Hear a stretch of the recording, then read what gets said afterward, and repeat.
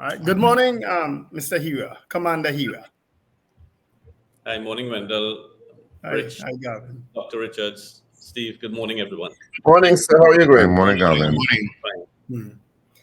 Gavin, are you in the country? I know you were out recently. Yeah, I'm back No, in. Oh, you're back in. that background is home. Yeah, the Is macro it? couple went there. Yeah, that background is cool.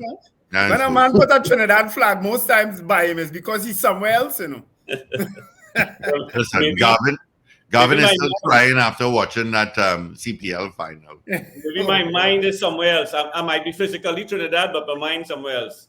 I don't blame you, Gavin. I really don't. Anyway, thanks for joining us. Thank you so much for joining us, Gavin. We asked a poll. I believe it was on Friday. We asked if you could migrate, would you, because of the crime situation? What says you? Yeah. Yes, the answer is yes. Not only the crime situation, but I think opportunities for Trinidad and Tobago is dwindling, and opportunities for my children. So if I had to migrate, I would migrate mainly for the future of my children and the safety and security of Trinidad and Tobago. That looks very dim unless something drastic happens and happens like immediately. Why? Why do you think it's that dim? Why I think it's That dim. Why do you seem to have little hope? And you correct me if I'm wrong. So I In have terms of the hope, security but, prospects. I have hope, but if I'm given an opportunity to migrate for a better future and an opportunity, I would take it. But I think it's dim at this point because we're not seeing enough firm, aggressive action to treat with some of the issues that we are facing. And if we were to think, as we normally would speak, it's not for today. 3-5 years down the road, are we going to see some sort of turnaround? Then someone can make a decision of I will push back on the migration. But if an opportunity comes to anyone that does to migrate for a better opportunity, be a job offer or the future of your children, you definitely will take it.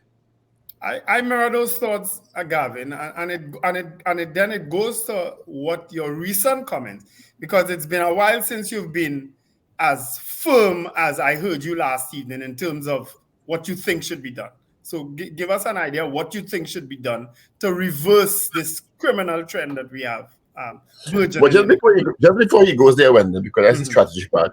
What are your thoughts on the incident like what we saw in the Heights of Guanapo? I mean, we've seen all kind of heinous crime. We're seeing the cocaine washing ashore and the repercussions of that in Grand Riviere and the East Coast. But then we see this Heights of Guanapo where a 10-year-old, two 17-year-olds, 19-year-old, 21-year-old, 25-year-old are shot.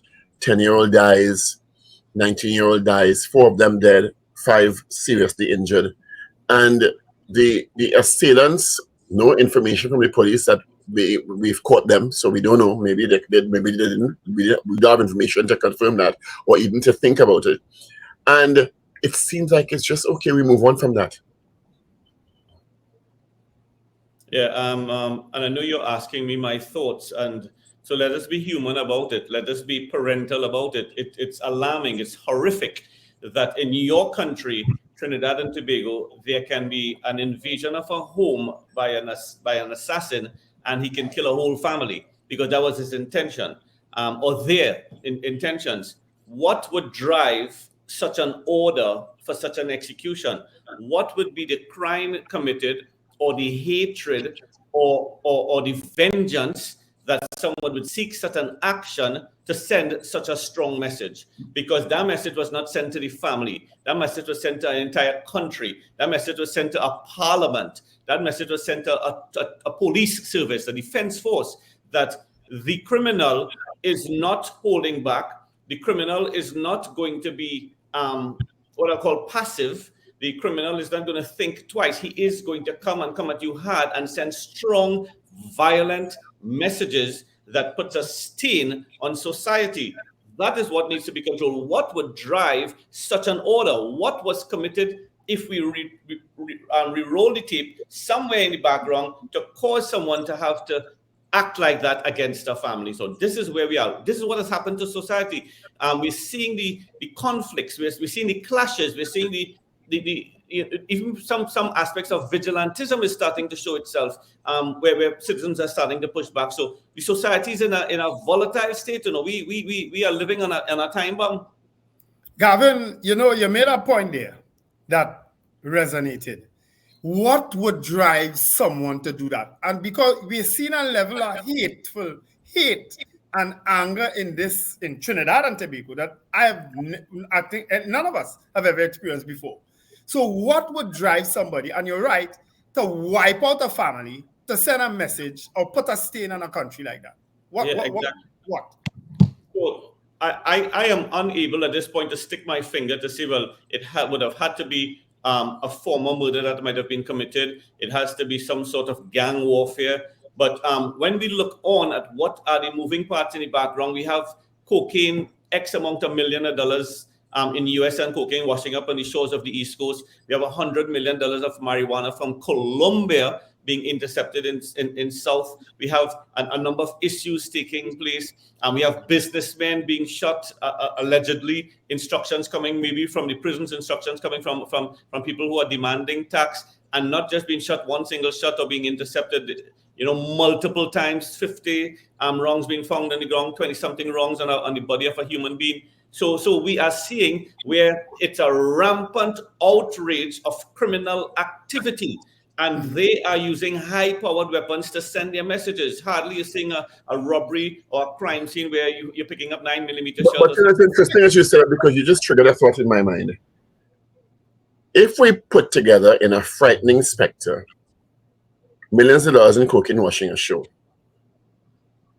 gang warfare, meth lab, marijuana, all in this little space, what is it telling you as a security expert? All within weeks of each other.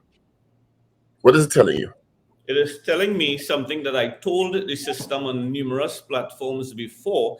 And in some instances, I was ridiculed in corners for it, because I said we have to look at what are the indicators and now verify yes or no whether Trinidad and Tobago is a narco state, whether transnational organized crime also has a hand on the movement of drugs or illegal trafficking through this little space, just as you described it. And when you have that amount of drugs that is detected, you have to ask the what if, or what is the possibility that there may have been movement of drugs, narco, human beings, whatever is the contraband that has gone undetected. You know what's worrying me, guys? You know what's worrying me? I'm hearing all of this talk about the marijuana, the drugs that washing up, the gang warfare. But when I think our problem is deeper than that, because none of these deaths, recent deaths, have been linked to any of those things. At least as far as we are aware, we don't know. There's a level of hate and envy and anger that is pervading the society. You see it in the comments on social media for just a simple article sometimes that one of the newspaper put out. You watch some of the comments and you know that there are people here that could do those things for a lot less than drugs and criminal and gang warfare. No, you might be correct, Wendell, but you cannot dismiss the fact that there is such a large movement of illegal activity in the background, and you're seeing a triggering onto society for a violent behavior, whether it's related to the drug trade or not. What we have seen really is a new dynamic of criminal who is not holding back and who has become more violent. This is violent crime. That is the issue here. Gavin, yeah, Trinidad for decades has been a violent country. Well, you had a businessman who was abducted in front of his employees.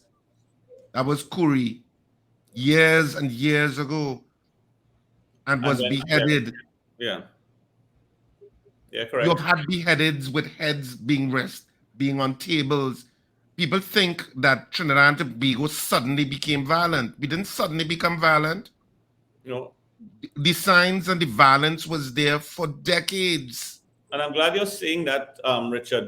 The signs and the violence have been there for decades. And what we have seen is a transition of that violence now especially with the high-powered weapons, especially at the crime scenes. Before there were assassinations, before there were planned, targeted runs by criminals, you could have seen this was some sort of target criminal activity. What you're seeing now is a brazen disregard for law enforcement in civil streets, and people being pulled out of cars, being shot on the road, in shot of mini-marts, on their way to school. So it's like an escalation. It's an escalation of the disregard for rule and law and order that is years in making. We had a former attorney general who was murdered, Selwyn Richardson. Correct. And I remember as a young man, when that murder took place, I was astonished that there was no level of response from the state that I expected, because this person was a former attorney general. Yeah. You expected a high level of response from the society and revulsion that a former attorney general had been murdered. But Richard, more recently, a U.S. prosecutor and highly respected member of the criminal bar, Dana Sita, executed. Yes. And Yeah, you know what? You've had these incidents that indicate that there is something rotten in the state of Denver. Yeah. You know what was you know what is the excuse given after Selwyn Richardson death? That the guys who killed him were killed right after. And that was the end of that story. Yep. But just giving you a historical perspective, because even when Denise Plummer sang Now Leaving, in the lyrics of that song, it references the violence of the country. Yeah? And she's saying, I'm not leaving. Yeah, but anybody speaking about Trinidad today speaks about the crime. If it's right here in our Caribbean states, or if it's abroad, the first thing people start talking no longer about the wine and jam or the carnival or the food. It's about the crime you all have down there. It's about the murders you all have down there. Yes. You use two powerful words there, Richard, and escalation and response. Yes, we've seen an escalation, and no, we're not seeing any sort of response. And which brings us around to the conversation that we are having this morning. Are we seeing no response, or are we seeing an ineffective response? I think we're seeing an ineffective response. And I'm guarded by saying ineffective, that we're totally ineffective, not working. I think we're not seeing response in totality. We're not seeing a response with a sort of movement, a mobilization, an assembling of a different strategy to treat with it. Because if we lamented about it this morning, the shooting in Guanapo took place, and in 2-3 days, the thing died down. I went towards probably a CPL final or something else, and we've lost that aspect of it. And violence takes place, heinous murders takes place. But even us as a society, we move on to Project 1, Project 2, that type of stuff. Because this is not the only family that was eliminated like that. Dolce hung for that. Correct. But many families are facing that sort of situation. Look at the two businessmen that were shot, and recently we've been having a number of murders and home invasions, missing people. But it seems like it has gotten so ingrained in us, it has overpowered us, clouded us to an extent where we move on. Nobody's alarmed anymore. We are hurt, and our emotions flare. And then we're almost getting immune now to the killings. Yeah, and that is a sad place. I hear Gavin. I don't think people are not alarmed anymore.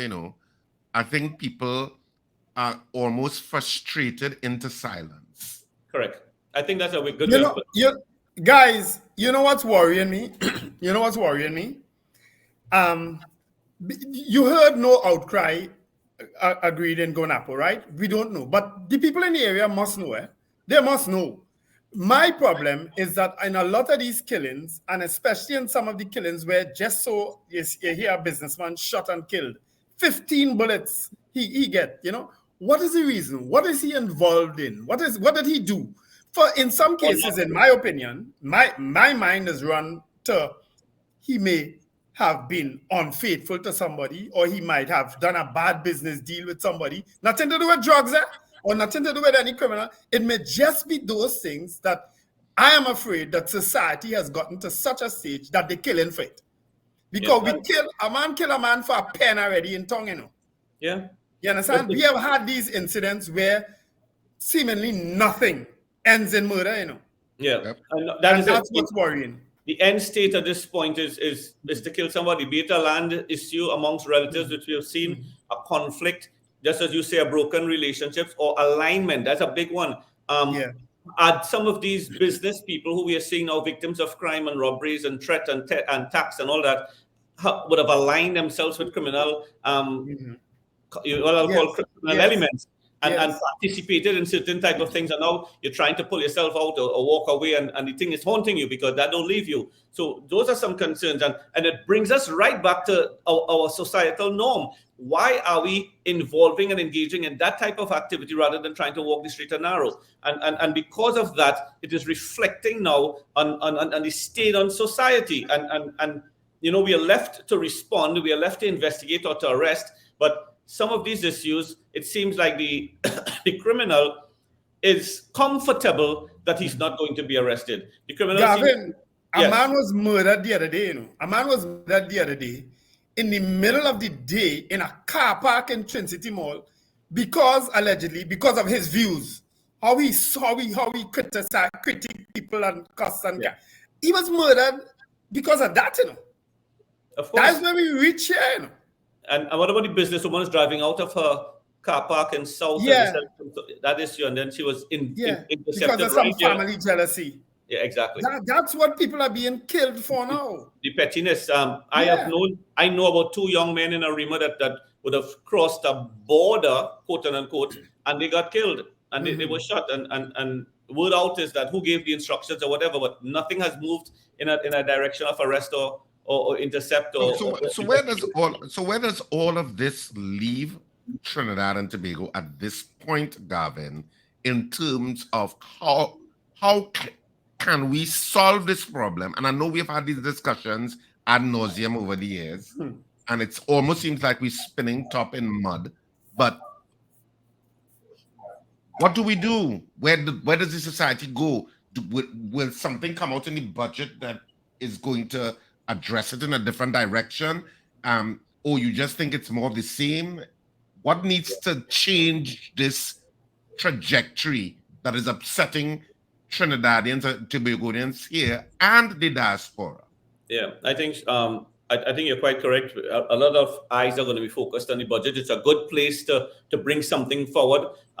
What we have not been hearing, especially with presentations of the budget, is new thing. We haven't been hearing a new thing, and especially for national security. It has been the recurrings and the payments and some of the existing projects that didn't start or were stopped unnecessarily. So hopefully we'll hear something new. But I'm hoping that the retreat recently, for instance, amongst all ministries, the center of the discussion should have been, and hopefully would have been crime reduction. A lot of the issues going forward, we are 18 months into an election, or maybe 2 years, people like to say.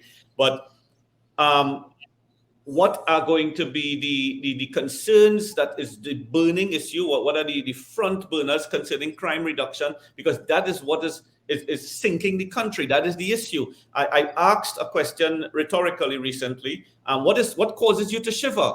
And it is issues like the Guanapo thing, being robbed, seeing a businessman pick up 15 shots, or the threats that are coming, the home invasion. That causes you to shiver. You're scared. Another thing that causes you to shiver is if I say today, right now, you have to face an accident and emergency in one of our public hospitals. You have to go to casualty, as we like to say in country. That causes you to shiver because you're studying, oh my God, I can't face a casualty. I sit on a whole day. I don't know if I get to see a doctor. The situation is it's a lot. Old people being falling asleep on chairs. A casualty department right now, accident emergency. Every single public hospital right now is having a serious problem in how we are treating with accident and emergency. And therefore, a lot of citizens are scared. They're shivering to have to even face a hospital situation.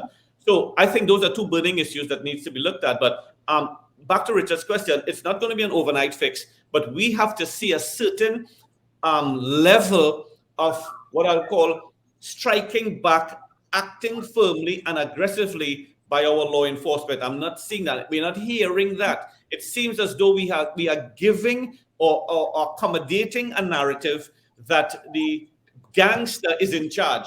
it is almost as if we have allowed and accepted the fact that the killings and those who giving the gang leaders and giving the instructions, it seems like we are responding always to their action.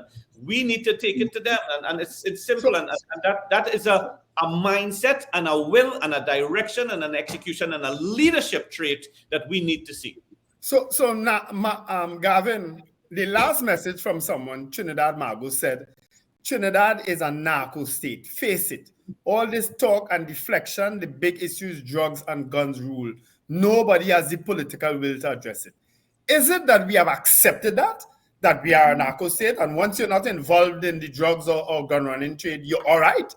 But let me people add to that. The general definition of a narco state is a political or economic term applied to countries where all or most legitimate institutions have become penetrated by the power and wealth of the illegal drug trade. It's a generalized statement. So, have we become a narco state? Right. So, have we accepted that's what we are? Right. So, let us just tweak, and it's not semantics, let's just tweak narco state to transnational organized crime. And we reflect now from the mirror of what we're seeing before us, whether transnational organized crime has moved its tentacles into decision-making offices, has moved its tentacles into key state agencies where they have control and they can facilitate documentation and payment and movement and money and staff and that type of stuff. Are they masking normal business operations, but behind the scenes, crime or criminality, organized crime is taking place? That is where transnational organized crime controls a narco operation. So those are the concerns that we have. Back to your question, Wendell, are we accepting that? And we throw back the question, is it that we have just given up and accepted the fact that, you know what, killings are in control, I'm just going to protect myself and move, I'm not going to go here, we have citizens, business people who have cramped their social recreations. They are not going out. I'm not going for dinner anymore. If I'm going for dinner, it's a daylight thing. I'm not doing any night things. Yeah, but to be fair, what you're talking about there is the symptoms of the issue.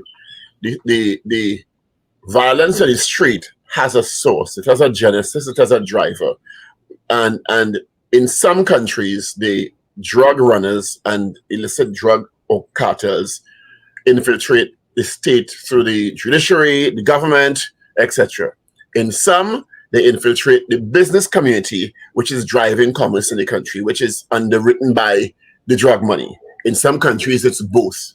You understand? Has an analysis, but are we brave enough in this country to do an analysis, a real analysis of how much that is happening, if it is happening? Because Mr. Manning spoke about Mr. Big years ago, the late Mr. Manning, you know.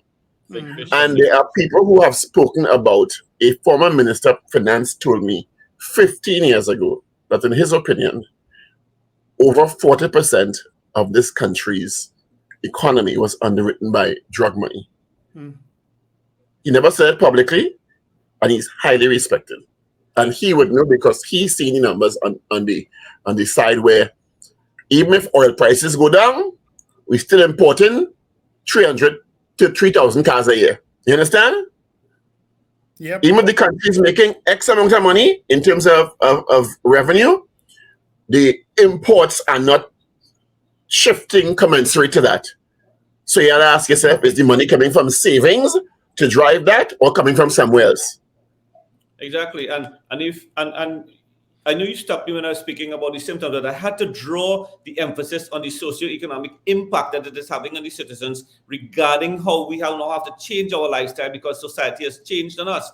And when you look at the reflection of the economy in a time where we are facing now on Monday, where we're probably going to ask to have to tighten our belt, more taxes might come here, more taxes might go there, we're going to hold it down and cramp it in. You will still see certain institutions, no names called, boasting in the public print of mass profit, of millions of dollars of profits. And then you would like to ask, what is the balance? Where is that cost-benefit analysis that was done to institutionalize in your thinking now? How come we have a profit here, but we're feeling the pain on the shelves for the small man? And therefore, that is where we have to do, and I agree with you, Paul, that sort of thorough analysis. So as what are the indicators, detections. We do a driving diagnostic so that we can confirm now what are the findings. Because And then do I what? don't feel we're brave enough in this country. I don't feel we're brave enough in this country to identify the real big players in the drug game. I don't feel brave enough. Didn't we do it before, Paul and Gavin and Richard? Didn't we do it with the Scotland Yard drug report? Didn't we made attempts to do and things what like came that? out and what came out of that? Exactly. Well, maybe we need something similar redone for this period by new experts probably. So do we feel that the persons or the institutions identified in the Scott drug report of what, 40 years ago, 30 years ago? About 40. They just went away after that?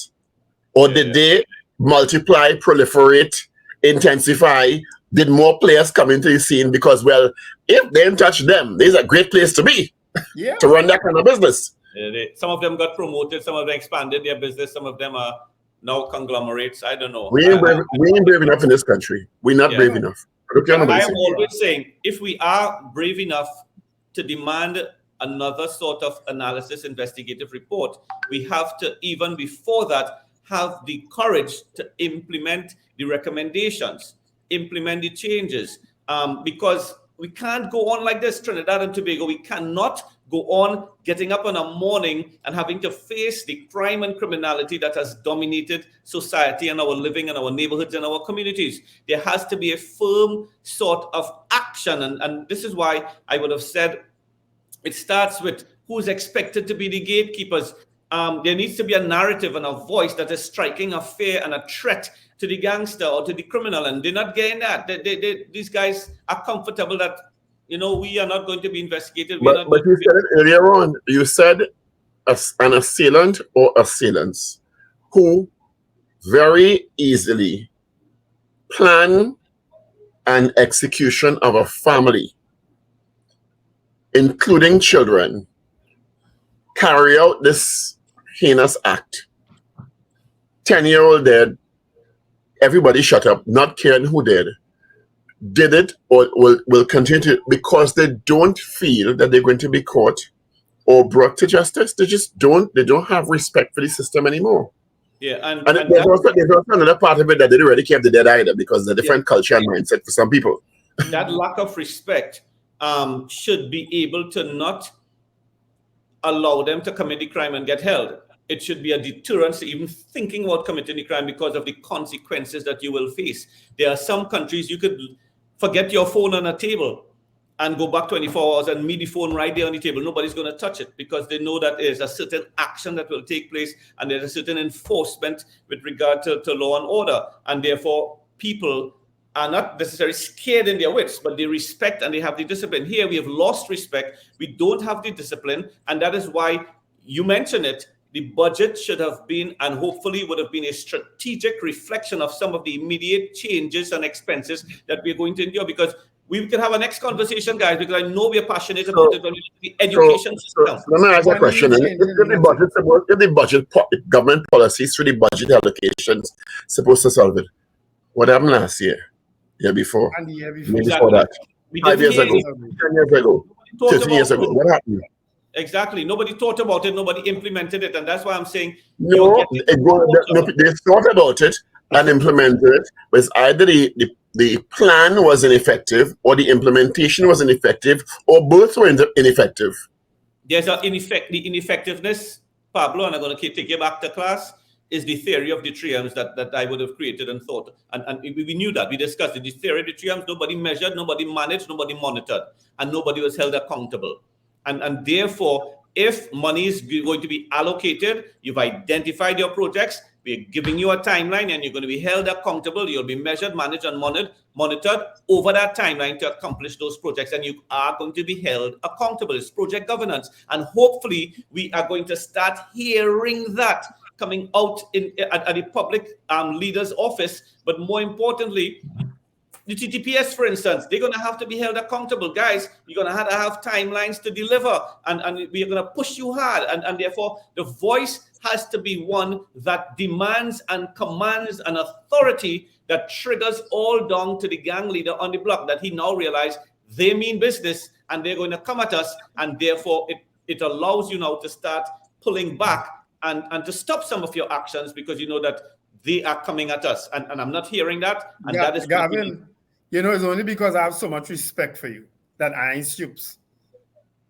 Because no, because it is tiring. It is tiring. And anytime I hear the word TTPS now, it's like a bad word in my head. Oh, you're not stooping at me. You're just stooping at the word. Sorry. No, I ain't stooping at you, you know. I ain't stooping at you. I'm listening to you, and I told you back then. I said, why you didn't apply for commissioner of police too, you know? I told you back then, you know. I did not have a tie. I didn't have a tie. I was looking for the tie. I didn't find the tie, and I ran late. I don't think he holds all the let me not say that. let me not say that. You know, the issue with the TTPS and whether or not they are operating effectively, unfortunately, to me, like other arms of the criminal justice system, has become mired in politics, as almost everything else in the country. So whether or not the police services and leader is acting effectively or ineffectively, it gets caught in the political dilemma of the country. So if the police commissioner is acting effectively, it is caught in, well, they should do this and they should do that. If the police commissioner and police service is not acting effectively, there's an automatic knee-jerk reaction or defense based on who appointed or who didn't appoint. Yeah, well, you understand? So the measurement you're talking about is not empirical as it should be, or the analysis of the data is not as empirical as it should be, because it's mired in subjective interpretation based on what side of the political fence you lie. No, I agree. Well, maybe the debate should restart on whether we should go again with a foreign commissioner. Maybe it's time to restart that debate. But you see, be it a foreign commissioner, be it a local commissioner, be it a CARICOM commissioner, foreign meaning external, international, CARICOM mean regional. The thing about it is your ability to understand the theater of operation that is facing you, and you approach the task of leading that system in short, medium, and long term, and communicate that to the citizens who are your employers, who are the ones that are going to be measuring your performance. Now, mind you, it is not the entire police service, and I'm not saying the police service is ineffective. I'm saying at this time, there needs to be some stabilizing with regard to what is the threat that is facing the country. You know, Gavin, stick up in there. We know it's not the entire police service, you know. We know that, you know. Yeah, but as I continue to say, we should never be quoted to say one or two are saying the police service is ineffective. It's not that. But here was my problem. Here was my problem, Gavin, and I've said this before. The good police officers are sitting by doing nothing about the bad ones. That's the problem. They are doing nothing. They are afraid to get caught up. They are afraid to get threatened. They are afraid of what the circumstances of these bad ones. That is what, in my opinion, is happening. One would wonder whether there is a certain core element within the system that has control, let's call it bad element, road cups or whatever, that has control of a number of the decisions or what is taking place or not taking place. And therefore, those are some of the aggressive addressing that needs to take place. But more importantly, people, there needs to be a rise up, for instance, of an approach that can strike fear into the hearts of the criminal. And that has to be literally a voice that is going to give a certain sort of command, and a certain action follows that command. That takes a certain amount of leadership will. It takes a sort of ability to stand up. It doesn't have to be the commissioner who's sitting behind the seat and running and administering. She could probably identify a key system that can do that. Or maybe we have arrived at a point in country where we need to have a parallel system coming up alongside the police service to do a certain type of job. But Gavin and guys, you're saying that, but every of the last 4 or 5 administrations, having recognized some level of corruption of the police service, has formed a particular unit to deal with that. whether you call it sort, whatever it is, SAUTT, they've recognized that there's a level of corruption in the police service that they could not effectively deal with, and had put together some, I don't want to say elite group, but some separate agency within the service to try to circumnavigate that. Yeah. Every administration of the last 4 or 5. But that tells you a lot.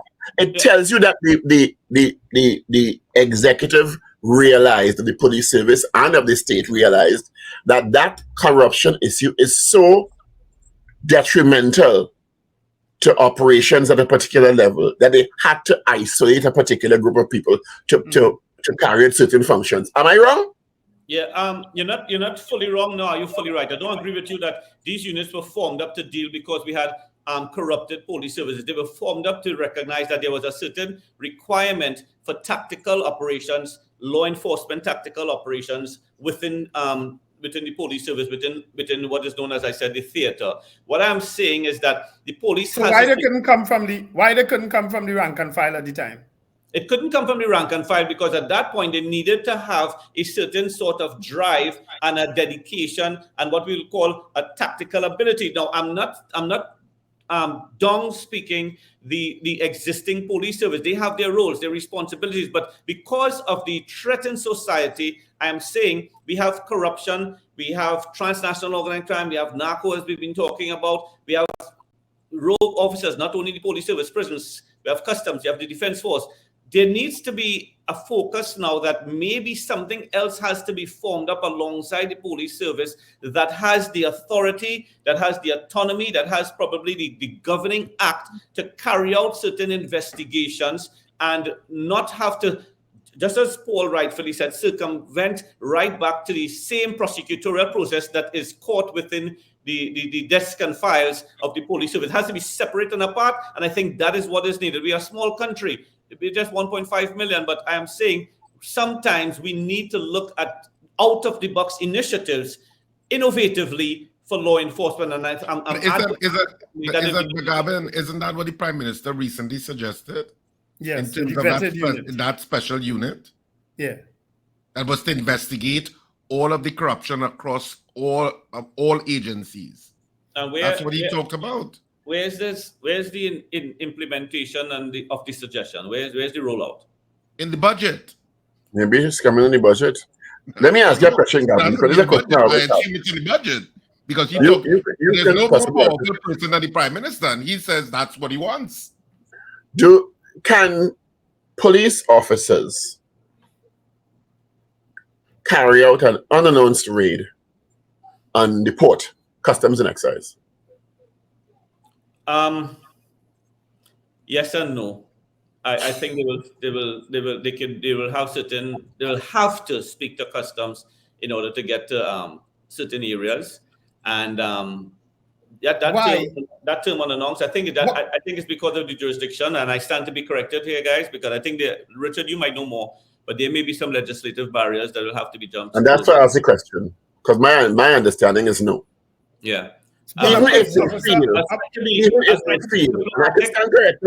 if they feel there's an issue that warrants law enforcement, police intervention, they cannot go into customs without the authorization of the controller of customs or some senior person. I was being diplomatic and as protective as possible, and hence the reason why you have to have something with the hammer drop that can do something like that without having to be answerable to who's guarding the guards is really the question. And therefore, we have to see unannounced operations. We have to see surgical hits. We have to see strategic sort of tactical operations being held now and bringing these things down to some sort of control. And you are correct. The systems and bureaucracy has put pillars and protections and perimeters that is avoiding certain types of operations to take place. Hence, we find certain things are just allowed to continue in country.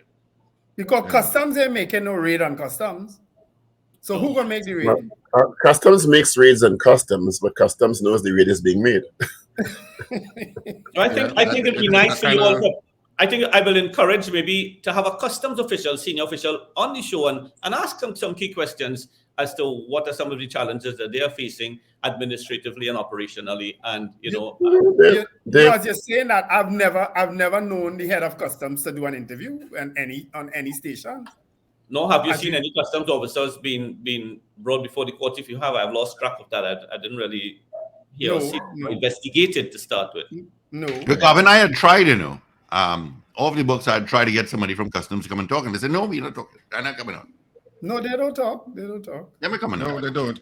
But getting back to the budget, obviously coming out of that cabinet retreat, what could the cabinet retreat have talked about? Crime has to be beyond the economy is important because the economy drives your ability to fight crime. So your economic strength is directly related to your capacity to roll out certain initiatives.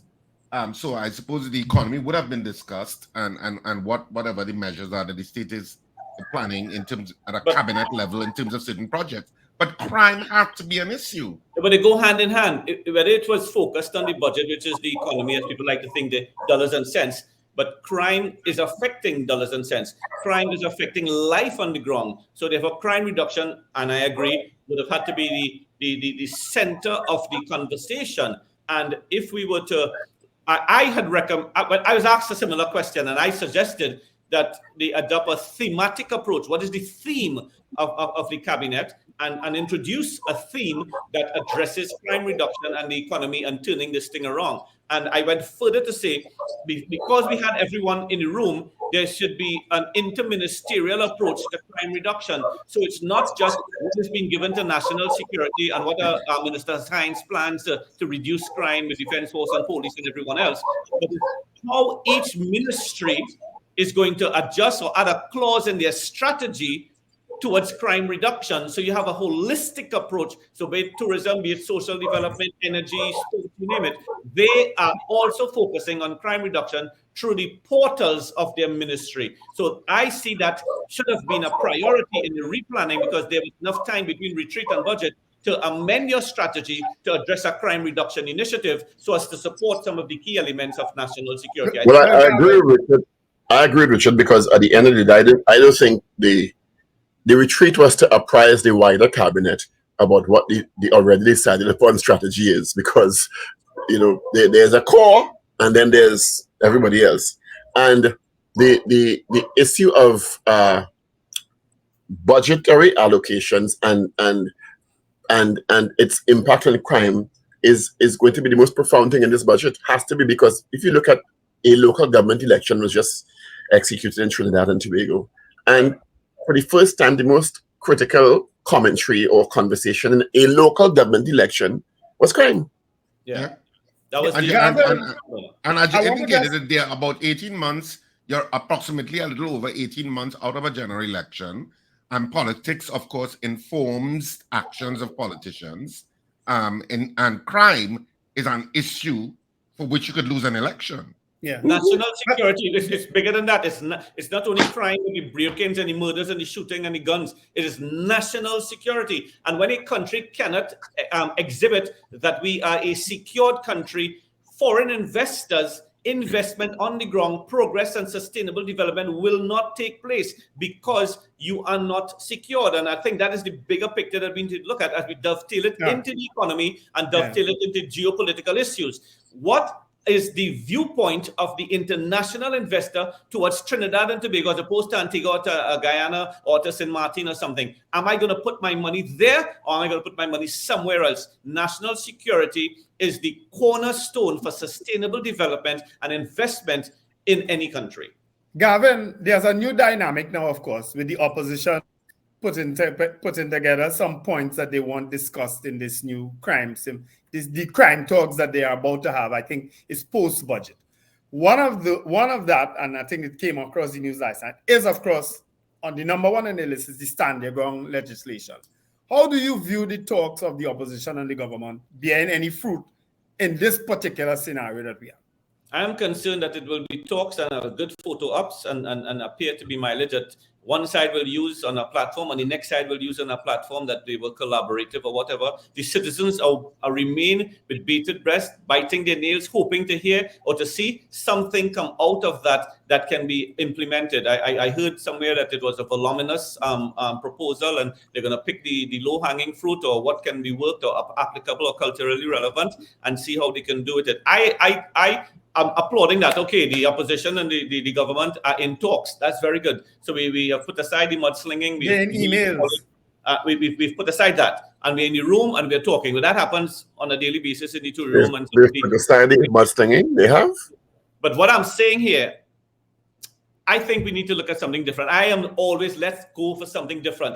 Let the government and the opposition direct, dictate, command, authorize a sort of talk just like that, a think tank group session where experts from the country can be handpicked and pulled out and asked to come up with some working strategies that can support country. So it doesn't have to be a t-shirt wearing, flag waving sort of governmental political thing. It can be a subject matter expert driven thing where they have authorized a pullback and let the chefs cook the meal and put subject matter experts in the room, come up with some strategizing, be it how we deal with transnational organization, violence in the schools, gang warfare, some key pillars, and have the discussions over a 2-day period to come up with some ideas and some implementations that can roll out. So push back the government, push back the politicians. We've heard enough of you guys.